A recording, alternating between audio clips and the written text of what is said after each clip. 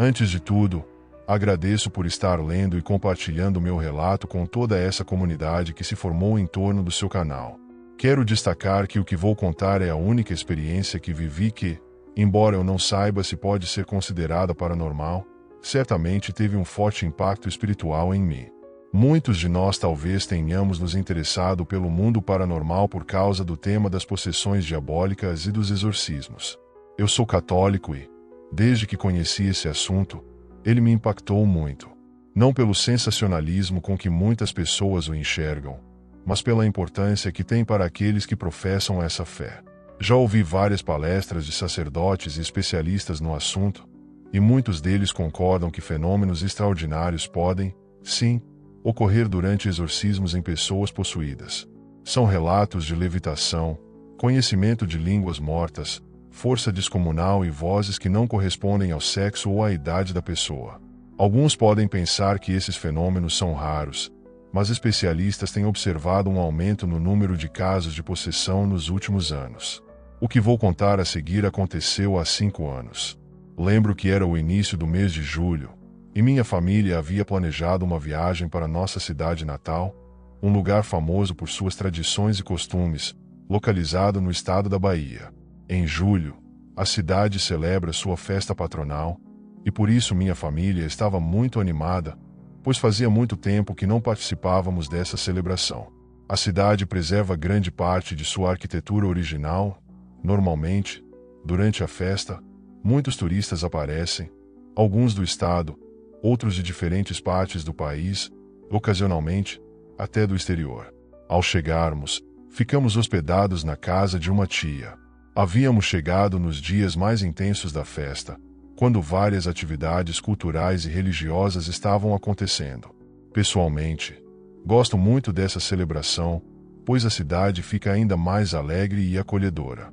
No dia principal da festa, fui com minhas tias assistir à missa na igreja principal da cidade. O templo estava lindamente decorado, cheio de arranjos florais que davam ao ambiente uma vista agradável e uma fragrância deliciosa. Quando a celebração terminou, minhas tias e eu nos aproximamos do altar principal, onde estava a imagem da santa padroeira da cidade. Assim como nós, muitos peregrinos vinham fazer pedidos ou agradecer por alguma graça recebida. Eu estava rezando, muito concentrado, quando algo me deixou inquieto.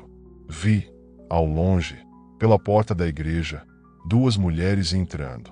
Uma delas ajudava a outra a caminhar, pois esta usava uma bengala e parecia sentir muita dor a cada passo. A cena me comoveu, e pensei que a mulher estivesse ali para rezar pedindo saúde. Continuei rezando e, de repente, as 2 mulheres estavam bem ao meu lado. A mulher com a bengala fixava os olhos na imagem da santa, enquanto a outra parecia sussurrar algo em seu ouvido.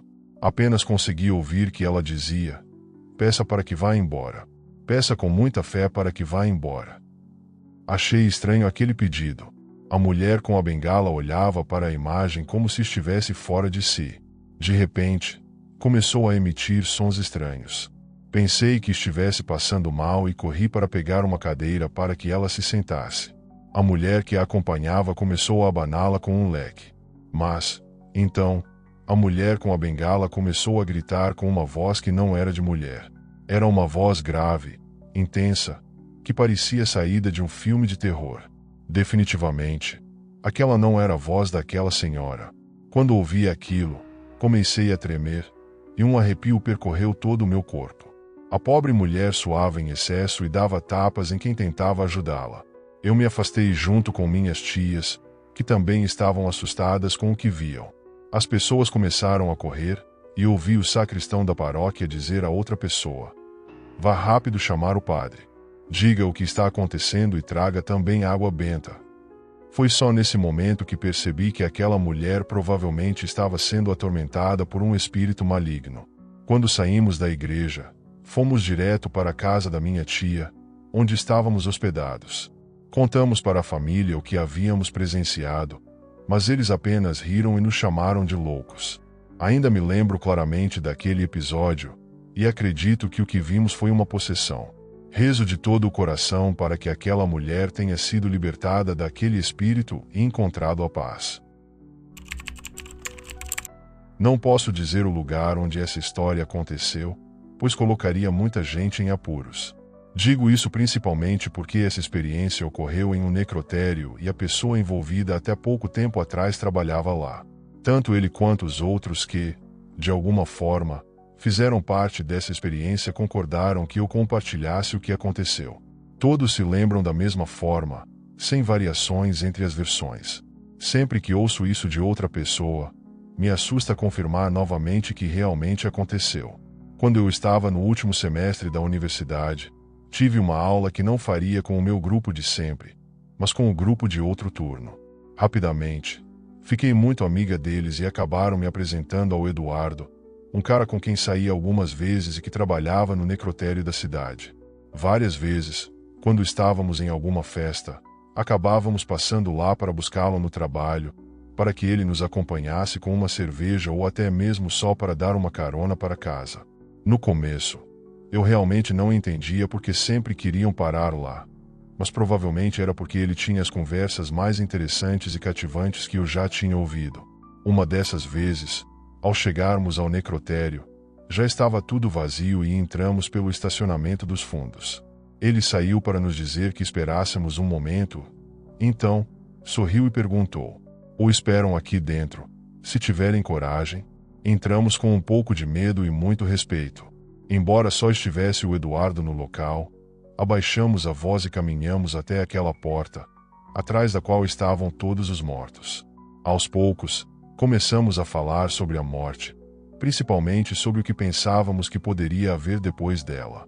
Um dos meus amigos disse algo engraçado, e todos começamos a rir, pelo contraste daquele comentário em um lugar como aquele. Não sei, rimos muito. Foi quando ouvimos um barulho atrás daquela porta. Suponhamos que Eduardo estivesse pedindo para não rirmos tão alto, então nos acalmamos. Mas o barulho voltou a ser ouvido e, depois, vários golpes ao longe.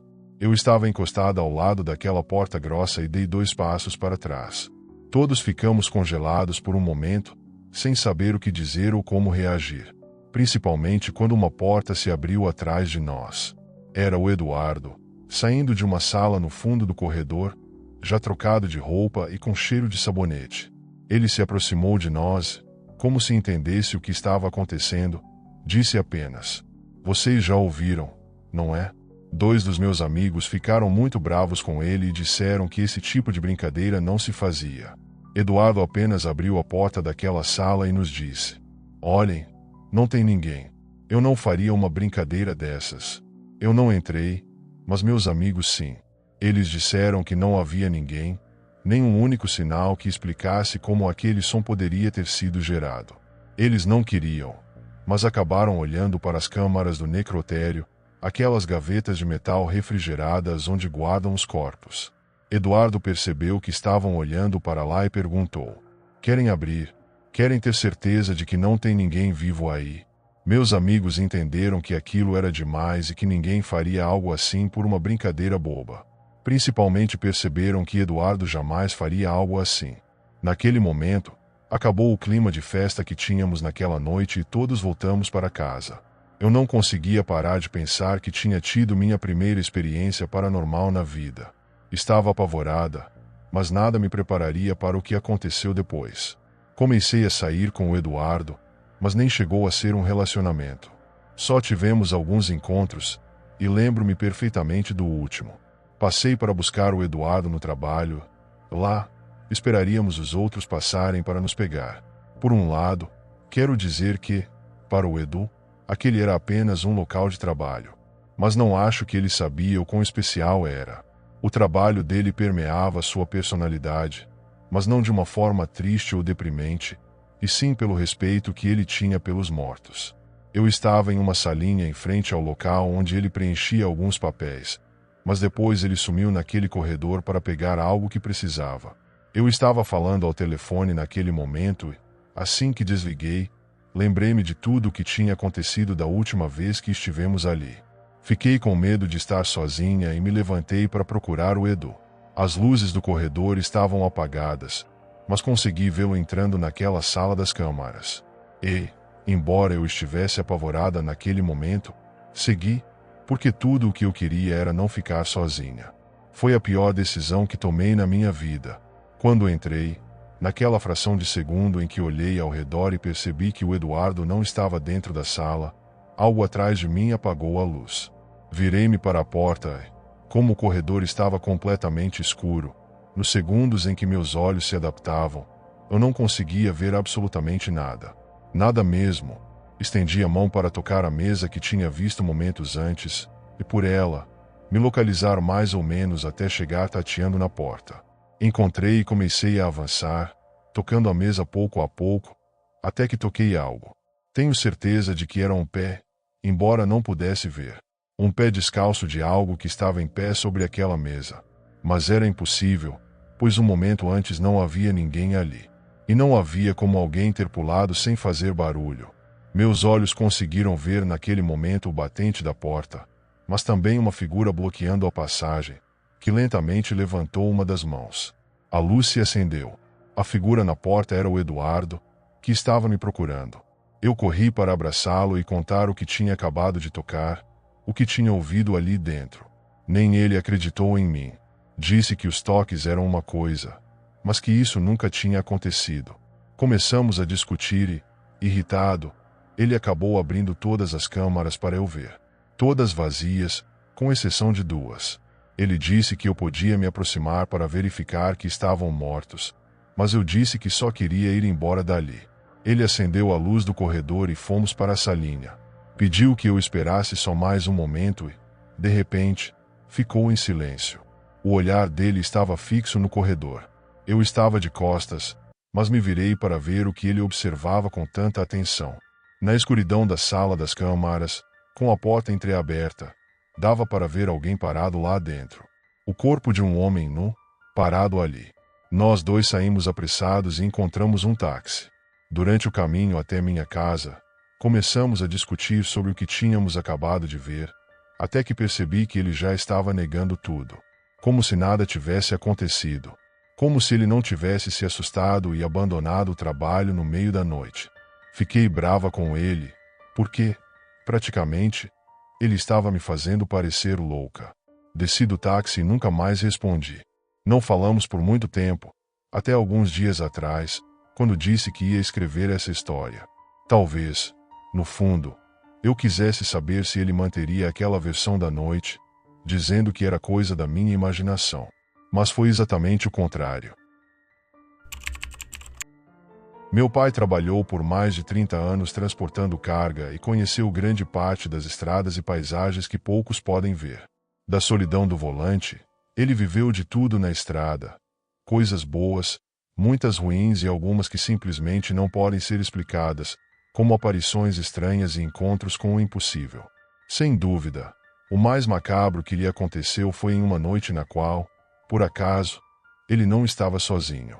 Dessa vez, meu irmão mais novo o acompanhava. Ele era apenas uma criança de 9 anos e sempre sonhou em viajar com meu pai.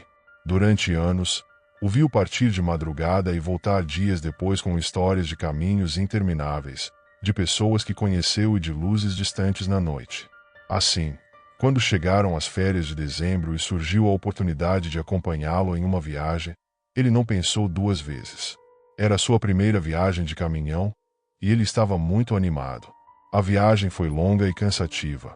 Na estrada, encontraram vários acidentes, o que atrasou consideravelmente a chegada.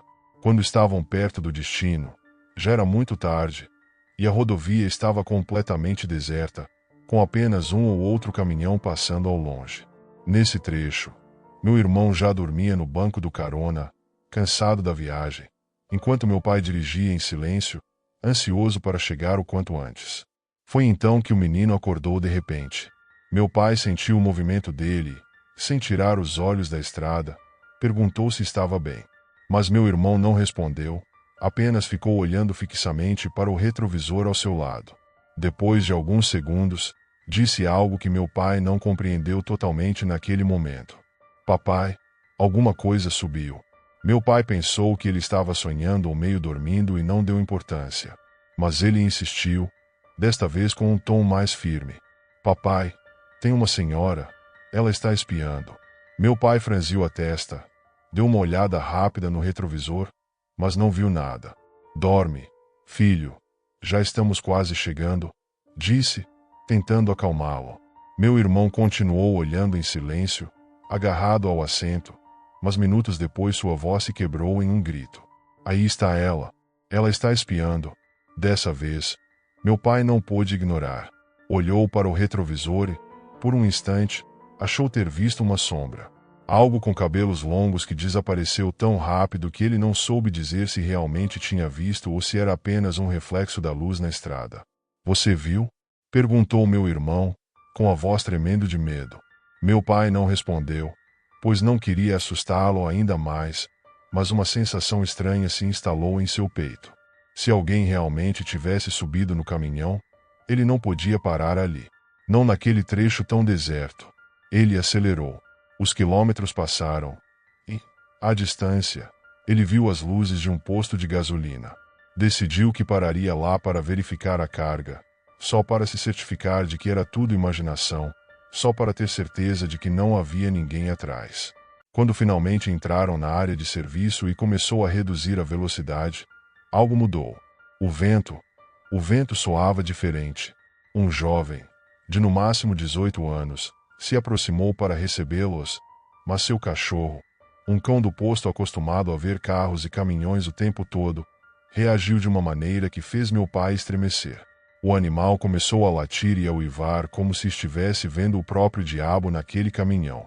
O frentista, ao notar, levantou a mão e fez sinais para que meu pai seguisse em frente, para que não parasse.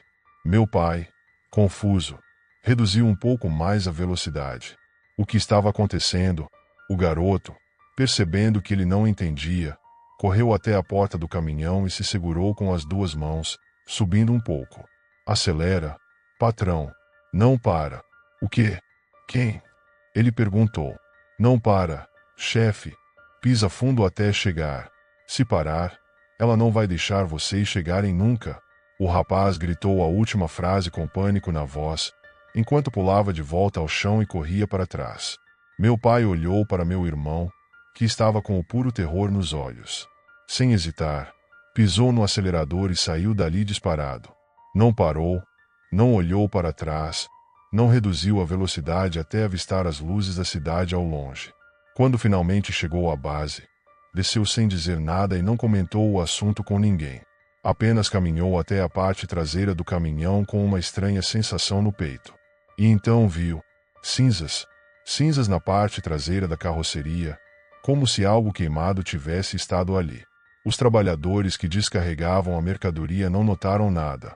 E se notaram, não disseram uma palavra. Meu pai também não mencionou, mas aquela noite ficou marcada na memória da nossa família. Não apenas porque meu irmão viveu algo aterrorizante em sua primeira viagem, mas porque foi a última vez que falou sobre seu sonho de ser caminhoneiro como meu pai. Ele nunca mais entrou em um caminhão. E nunca mais falou sobre a senhora que espiava.